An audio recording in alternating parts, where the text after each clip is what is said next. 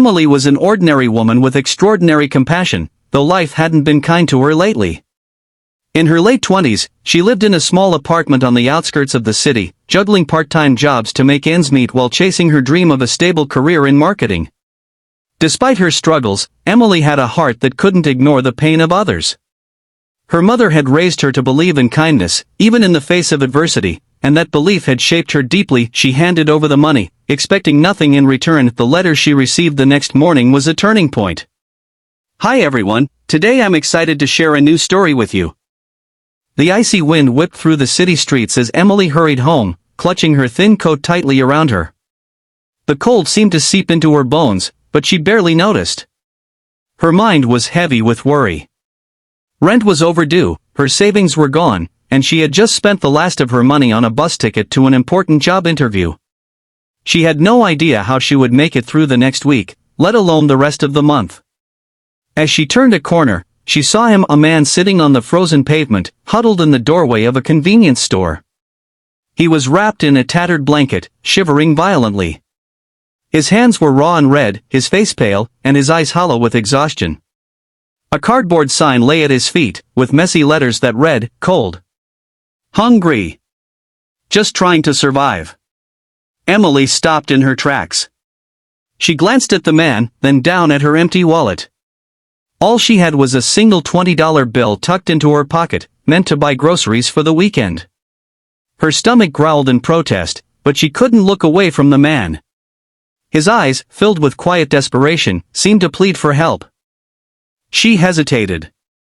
Logic told her to keep the money, she needed it as much as he did.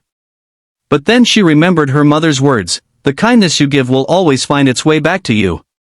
Her mother had believed in helping others, no matter how small the gesture. Taking a deep breath, Emily walked over to the man.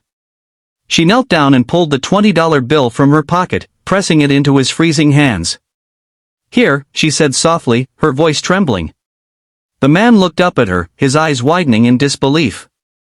"Thank you," he whispered, his voice cracking. "God bless you." Emily forced a small smile and walked away, her heart heavy with mixed emotions. She didn't know if she had done the right thing. She didn't know how she would get by without that money. But as she walked home, she felt a flicker of warmth in her chest, a small sense of hope that maybe, just maybe, she had made a difference.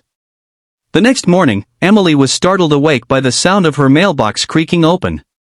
A soft thud followed. She got up, shuffled to the door, and retrieved a plain white envelope with her name scrawled on the front in shaky handwriting. Confused, she tore it open.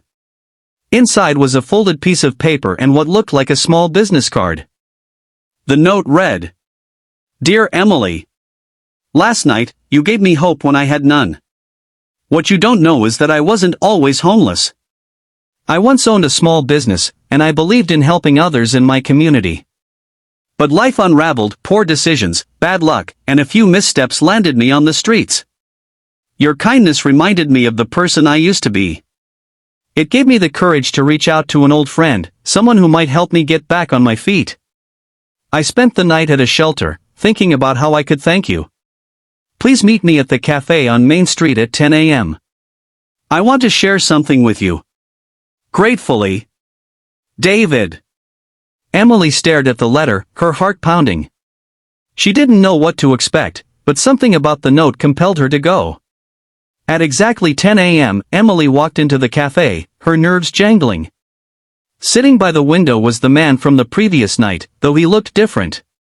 He was cleaned up, wearing a borrowed coat, and his face had a spark of life that hadn't been there before. When he saw her, he stood up and smiled. "Thank you for coming," he said, his voice steady but filled with emotion. "I owe you an explanation." They sat down, and David told her his story. Years ago, he had run a successful tech company.